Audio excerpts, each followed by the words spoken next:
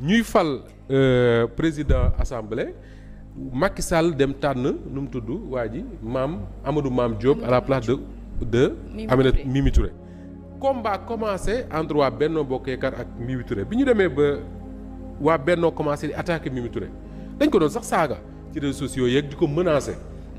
le 3 mai 2023 Ousmane Sonko dafa def benn post ci page Facebook am la mu ca wax mooy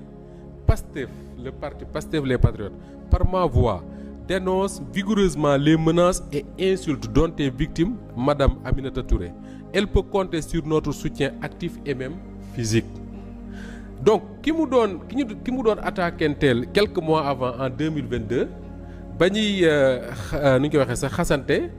kooku Ousmane Sonko en mai 2023 nee na ko ñun dañ lay soutenir parce que waa Benno ñu ngi lay attaqué loolu moo tax ma ne la les hommes politiques seen ànd c'est selon les intérêts du moment. Mais entre Ousmane Sonko ak Aminata Touré ça n'a jamais été le grand amour il faut le dire boo jëlee le cas de Abdourahmane Diouf en juillet 2022 dañu jëm élection législative ñoom ñu créé benn liste bu tudd Aar Sénégal Ousmane Sonko yëkkati ay kàddu ne boo génnee Yewwi Askan Wi ci liste yi nga xam ne moom dafa jàpp ne ñooy liste opposition liste yi ci des yëpp di woowee seen bopp opposition Macky Sall moo leen di financé lan la Abdourahmane Diouf tontu woon Abdourahmane Diouf dafa tontu mu ne c'est un mensonge maanaam Ousmane Sonko waxul dëgg et il sait que c'est un mensonge Ousmane Sonko waxul dëgg te xam na ne li mu wax du dëgg Abdourahmane Diouf moo ko tontu woon Ousmane Sonko ñu dem ba dugg ci élection yi bañ ci génnee Aar Sénégal boobu benn député la am bañ laajee Abdourahmane Diouf lan moo tax Aar Sénégal li mu yaakaaroon amu ko mu ne Aar Sénégal a perdu à cause de Ousmane Sonko. Ousmane Sonko moo tax waa Aar Sénégal ñàkk parce que moom moo leen accusé ne Macky Sall moo leen di financé. Pour dire simplement que ne entre les deux wala entre les trois musul am un grand amour. Donc man ça me surprend pas bi ñu demee ba ñëw élection législative élection présidentielle da ngay jàpp ne l'option première de Aminata Touré ak Abdourahmane Diouf n'a jamais été de soutenir Bassirou Diomaye Faye. Ah non. ñoom seen option moo doon dem déposer seen parrainage dem conseil constitutionnel jàll dem nekk candidat comme di ko Bassirou Diomaye Faye nekkee ba ñu demee ba mënuñu jàll parrainage nekkuñu candidat parce que le conseil constitutionnel pour x raison daf leen téye ci lañ dem soutenir la liste Bassirou Diomaye Faye bokk ci li ñuy tuddee coalition Diomaye président donc c'est pas comme doo leen boole ak ñi nga xam ne par exemple ñoo nekkoon Yewwi Askan Wi ay ñoom Khalifa Sall il est parti ay ñoom El Hadj Malick Gakou ay ñoom Déthié Fall nga xam ne ñoom seen compagnonnage avec le PASTEF c'est depuis le Yewwi Askan Wi dañu ànd élection locale dem ànd élection législative dem présidentielle ñu ne léegi comme dañu dem présidentielle ku bëgg nekk candidat demal nekk candidat mais bu ñu demee deuxième tour on se retrouve pour soutenir le candidat le mieux placé donc ñoom am na déjà lu ñu bokkoon alors que les deux autres circonstances moo leen boole mais ça n'a jamais été un parfait amour donc ce que Ousmane Sonko a dit samedi man du ma entrer ci détails yu accusations yi parce que je n'ai pas les preuves de ce qu'il dit j'ai lu dans le journal L'Observateur que ne dellusiwaat nañ ci tey j'ai écouté hier des confrères qui sont revenus sur le rapport de l'IGE bi nga xam ne moom la ñu wax ne moo épinglé woon Aminata Touré mais on verra ce que ça va donner dans les jours à venir. Maintenant que peut faire Abdourahmane Diouf face aux attaques du Premier ministre maanaam tuuma yi nga xamante ne yëkkati nañ ko. teg ko ci ndoddam moom lan la war a def. Abdourahmane Diouf tey Safiatou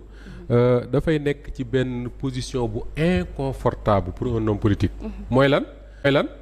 mooy su fekkoon ne moom du ministre. nekkul dans un gouvernement li ma leer mooy bu Ousmane Sonko yëkkatee ay kàddu jëme ci moom à la minute qui suit il va répondre wala à l'heure qui suit il va répondre mais tey dafa nekk ci gouvernement est-ce que mën ngaa nekk ci gouvernement nekk en conflit avec le premier ministre le chef du gouvernement ki nga xam ne il est censé coordonner l'action gouvernementale ki nga xam ne il est censé proposer les noms des ministres au chef de l'État mu nommer leen kooku est-ce que mën nga nekk dans un conflit ak moom ngeen di tontonte dans l'espace public ba pare bokk di siéger au conseil des ministres mënta nekk dañu wax li mën a nekk ki nga xam ne tey yow moom ngay rendre compte parce que en réalité Abdourahmane Diouf c'est pas un ministre d'État c'est pas un ministre auprès du président de la République il n'est pas dans le cabinet du président il est dans un gouvernement ministre comme tous les autres ce qui veut dire quoi que ni tout ce qu'il fait toutes les activités de son département ki mu ci war a rendre compte c'est le premier ministre lui-même Ousmane Sonko. Safiatou est-ce que xel mën na nangu mu nekk en conflit avec Ousmane Sonko ba pare di continuer di siéger dans le gouvernement man dina ma jaaxal. beneen bi mooy tey wax naa la ko su fekkoon ne Abdourahmane Diouf dafa nekk un homme politique boo xam ne même su nekkee dans la coalition Diomaye il n'est pas membre du gouvernement li ma leer mooy bu ko Ousmane Sonko waxee li mu ko wax minute ba ca topp wala heure ba ca topp wala en tout cas fan ya ca topp di nga dégg mu tontu ko. mais là il est dans une position inconfortable parce que tontu Ousmane Sonko. mooy génnam ci gouvernement bi. logique rek la ñuy wax naa la fi plusieurs fois wax joo xam ne benn ministre français moo ko waxoon je crois il a été ministre de l'intérieur il s'appelle Jean-Pierre Chevènement daf doon wax ne un ministre. je m'excuse de le dire comme ça parce que il faut que je le cite textuellement ni mu ko waxee. mu ne un ministre ça ferme sa gueule. si ça veut l'ouvrir ça démissionne. maanaam ministre boo ko nekkee da nga naan miig noppi. su fekkee da ngaa bëgg a wax da ngay démissionner. moom noonu la jàppe woon fonction ministérielle donc Abdourahmane Diouf tey il est dans cette position là position bi mu nekk mooy il est obligé mu noppi. su tontoo je vois mal le président de la République lui-même Bassirou Diomaye Faye di seetaan. un membre du gouvernement di tontonte ak le premier ministre bi nga xam ne moom moo ko tànn moo tax ma ne la il est dans une position inconfortable et je vois pas comment il va prendre la parole et pourtant Safiatou yaa ngi may laaj qu'est-ce qu'il peut faire mais li leer mooy ce qu'il veut faire mooy seetal dara parce que loolu moom un homme politique même man mii sax bu ñu yëkkati woon yenn kàddu yu jëme ko ci man venant du premier ministre bi nga xam ne c'est lui le patron du gouvernement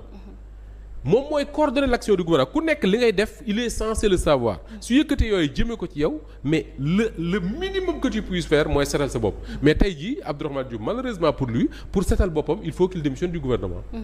mais bu démissionné wul du gouvernement ba pare di tontonte ak Ousmane Sonko je vois mal le président Bassirou Diomaye Faye mu toog di seetaan. d'accord ñu dem sax déjà